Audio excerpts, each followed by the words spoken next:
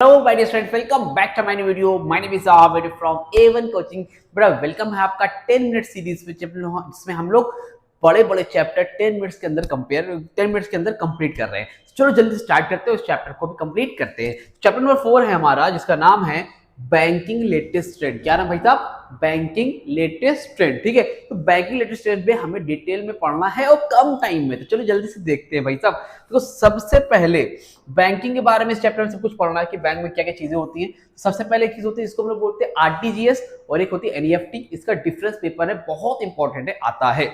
RTGS का मतलब क्या होता है? आरटीजीएस का फुल फॉर्म होता है रियल टाइम ग्रॉस सेटलमेंट। क्या होता है? Real time gross. इसमें क्या होता है?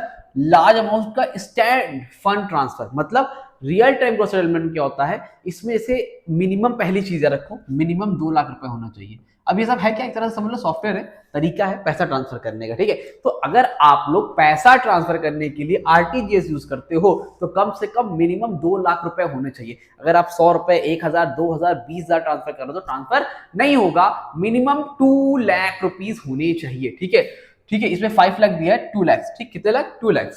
इमीडिएटली सेटलमेंट, इसमें वेटिंग पीरियड नहीं होता है, वो 30 मिनट्स बोलते हैं, लेकिन नो वेटिंग पीरियड होता है। आपका पैसा तुरंत ट्रांसफर होता है। क्या होता है?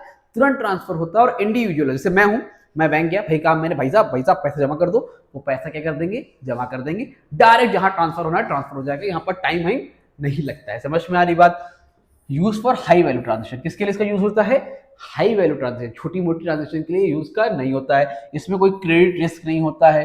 रियल टाइम इंडिविजुअली सेटल होता है। रियल टाइम मतलब इंडिविजुअली एक एक का सेटल होता है, इकट्ठा करके नहीं, एक साथ। मतलब ये नहीं एक आदमी है पैसा जमा करा, तुरंत वेटिंग, इंतजार नहीं करना पड़ेगा। ठीक।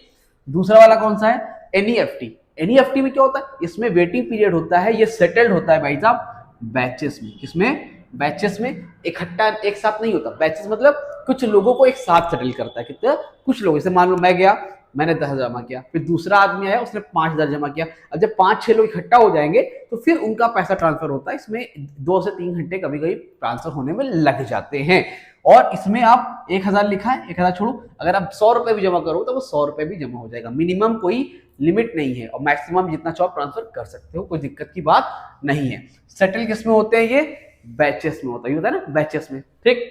टेक फ्यू आवर्स, कुछ घंटे लगते हैं। Suitable for small and medium payment, अगर आप स्मॉल या मीडियम पेमेंट्स करो उसके लिए सुटेबल है। और ये किसके लिए होता है? हाई वैल्यू ट्रांजैक्शंस के लिए होता है। पेपर के पॉइंट से बहुत इंपॉर्टेंट है। इसका डिफरेंस से 2 नंबर में आने के चांसेस रहेंगे। ध्यान से देख के जाना। केस स्टडी क्वेश्चन बनेगा। केस स्टडी क्वेश्चन में आपको नेक्स्ट वीडियो में उसके लिए मतलब सेपरेट वीडियो आने वाली है, उसको भी बता दूंगा। ठीक है। फिर तो अगला टॉपिक है इसमें ई बैंकिंग। ई बैंकिंग से पहले बता दूं, अगर आप लोग व्हाट्सएप ग्रुप ऐड नहीं हुए हो, मैं आपको व्हाट्सएप ग्रुप दे रहा हूं, नंबर लिख लो 8957250045। इस पर ऐड हो जाओ भाई साहब। इस पे आपको इंपॉर्टेंट वीडियोस जितनी भी आएगी, नोट्स, माइंड मैप, सब यहीं पे शेयर करूंगा। और गेस्ट पेपर तो सॉरी नहीं बोलूंगा, सैंपल पेपर लॉन्च होने वाला 3-4 दिन के अकाउंटेंसी का, साथ में कॉमर्स का भी। तो अगर आप लोग इंटरेस्टेड रहोगे तो वो सारी इंफॉर्मेशन वहां पर शेयर की जाएगी। अपना नेम, अपना क्लास, अपना सिटी मेंशन करके मुझे भेज देना, मैं आपको व्हाट्सएप ग्रुप पर ऐड कर दूंगा। ठीक है। बहरहाल आगे बात करते हैं। आगे है ई बैंकिंग। क्या है? अब ई बैंकिंग। अब ये ई बैंकिंग क्या होता है? ई बैंकिंग क्या होता है? इसको बोलते हैं हम लोग, ई से मतलब है तो इलेक्ट्रॉनिक बैंकिंग। तो इंटरनेट के थ्रू जो भी ट्रांजैक्शन वगैरह हो रहे हैं बैंक के, वो क्या है? Electronic banking. मतलब banking services through internet, electronic payment. अगर बैंकिंग सर्विस इंटरनेट के थ्रू ली जा रही तो वो क्या हो जाएगा आपका? वो आपको हो जाएगा ई बैंकिंग। क्या हो जाएगा बेटा? ई बैंकिंग। ठीक। थोड़ी तबियत नहीं ठीक है मेरी, नेक इंजरी भी है तो इसलिए दिक्कत है, बट इसीलिए 2-3 दिन से वीडियो नहीं आ रही थी। रिप इंजरी भी थी, बट आप लोगों का प्रॉमिस है, पेपर 27 तक कॉमर्स का है, तो तब तक एक दिन भी रेस्ट नहीं लूंगा, रेगुलर वीडियो सब डालूंगा। ठीक है। उसके बाद ई बैंकिंग हो गया। अब ई बैंकिंग क्या है? बैंकिंग सर्विस थ्रू इंटरनेट के थ्रू हो रही है, वो क्या है? ई बैंकिंग। बेनिफिट क्या है इसके? 24/7 बैंकिंग। इसके फायदे क्या है? आपको 24 घंटे जब चाहो तब करो भैया ट्रांजेक्शन। टाइम सेविंग, टाइम बचता है, बैंक नहीं जाना पड़ता। इजी फंड ट्रांसफर, इजीली पैसा ट्रांसफर हो जाता है, कहीं भी आ भी जाता है। पेपरलेस ट्रांजेक्शन, कोई पेपर वाला काम जहां हमने लिखना नहीं पड़ता, बैंक में लाइन नहीं लगानी पड़ती। ठीक है। Forms of E banking, net banking, mobile banking. Forms of E banking में 2 तरह के, एक है नेट बैंकिंग, है मोबाइल बैंकिंग। नेट बैंकिंग का मतलब क्या है? उसके लिए ऐप, वो आईडी वगैरह मिलती है। और मोबाइल बैंकिंग आप जानते हो, गूगल पे वगैरह, वहां से भी ट्रांसफर हो जाता है। ये 2 तरीके से फॉर्म्स ऑफ बैंकिंग है। अब ई बैंकिंग में बता तो दिया, ठीक है। अब फॉर्म्स ऑफ ई बैंकिंग, अब और क्या है? फॉर्म्स ऑफ ई बैंकिंग उन्होंने अलग अलग पार्ट में बांटा है, इसको ध्यान से देखो। EFTS सबसे पहले क्या है, EFTS इसको बोलते हैं इलेक्ट्रॉनिक फंड ट्रांसफर सिस्टम। वही चीज है जहां पर इलेक्ट्रॉनिक मनी ट्रांसफर होता है, जहां पर इलेक्ट्रॉनिक इंटरनेट के थ्रू पैसा ट्रांसफर हो रहा है वो क्या है, EFTS है। फुल फॉर्म याद कर लेना, जहां पर इंटरनेट के थ्रू पैसा ट्रांसफर हो रहा है वो क्या है, EFTS। ATM क्या है, ऑटोमेटिक टेलर मशीन, जहां से पैसा निकालते हो, कैश विड्रॉ करते हो, बैलेंस इंक्वायरी करते हो, मिनी स्टेटमेंट करते हो। ठीक, समझ लो। अगर आप समझ भी लोगे तो पेपर आंसर ओन वर्ड्स में भी लिखोगे तो आपको कुछ मार्क्स नहीं गए, कम टाइम में आपका ज्यादा से ज्यादा काम बन जाएगा भाई साहब।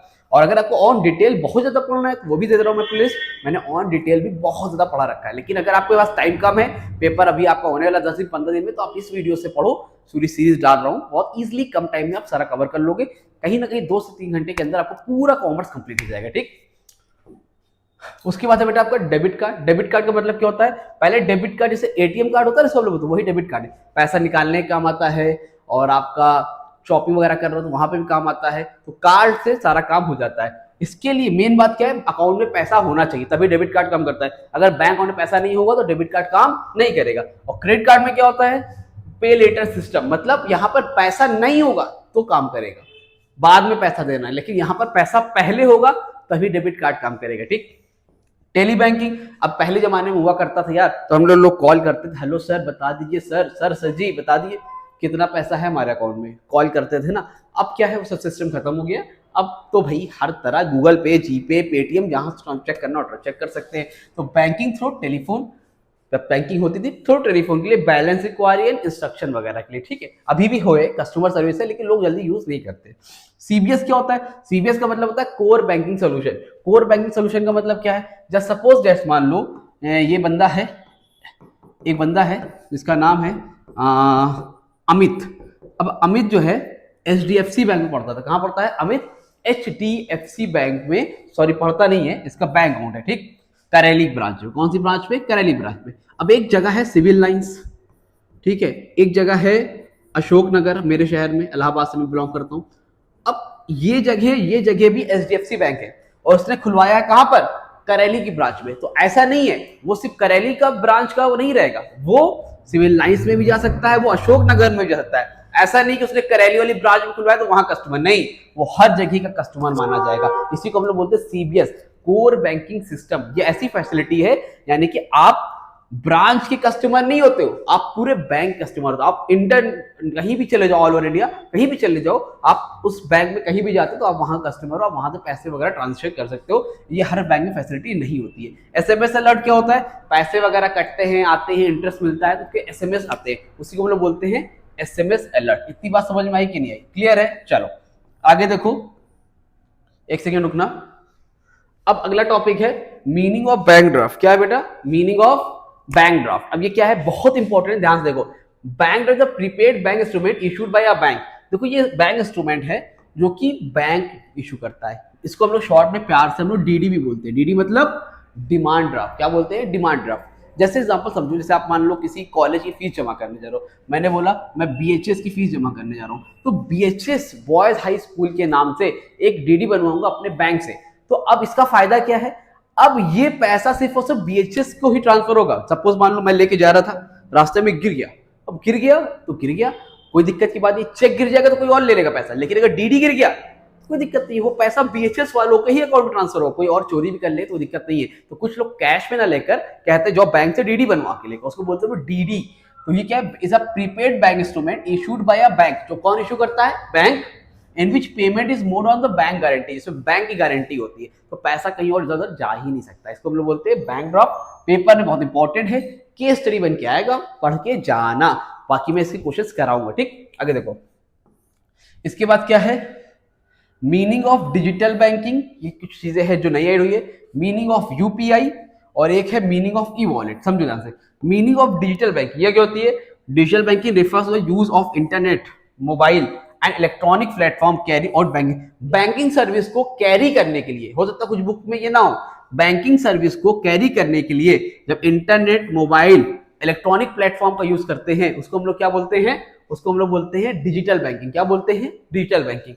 UPI क्या है, UPI का फुल फॉर्म है यूनिफाइड पेमेंट इंटरफेस। क्या है, यूनिफाइड पेमेंट इंटरफेस। इसका मतलब क्या है, जो आप गूगल वो चलाते हो, जीपे वगैरह करते हो, स्कैन करते हो, चाय कॉफी पीते हो, मार्केट में पैसा ट्रांसफर करते हो, तो वो सब क्या है, UPI तो है। क्या है, UPI क्या है, real time digital payment system that allows user to transfer money instantly, जहां पे आप इंस्टेंटली पैसा ट्रांसफर करते हो using a mobile phone without sharing bank account details. Bank account details share करने की जरूरत नहीं है, आप डायरेक्ट क्यूआर मारो पैसा ट्रांसफर, ठीक। और लास्ट टॉपिक बेटा इसमें आता है जिसमें है मीनिंग ऑफ ई वॉलेट। जैसे एटीएम कार्ड होता है ना, जिसको आप लोग बोलते हो एटीएम कार्ड, डेबिट कार्ड जो होता है, तो उसमें आपके हाथ में रहता है, वो ऑफलाइन मोड है। वही सेम कार्ड, उसी तरह का सेम कार्ड आपको मिलता है, उसको हम लोग ई वॉलेट बोलते हैं, लेकिन वो आपके मोबाइल में होता है, ठीक है। बजाज फाइनेंस वगैरह कार्ड बनता है, उसको बोलते हैं ई वॉलेट। तो e wallet is a digital wallet in which money is stored electronically and can be used for online payment, bill payment, fund transfer, इस सब चीजों में आपकी हेल्प करता है। और इसी के साथ होता है चैप्टर कंप्लीट। आई थिंक हो गया होगा 10 से 12 मिनट में। वीडियो अच्छी लगी तो वीडियो को लाइक करो, चैनल को सब्सक्राइब करो, अगर ग्रुप में नहीं ऐड हुए तो भाई सब ऐड हो जाओ। मिलते हैं न्यू वीडियो में, तब तक के थैंक यू।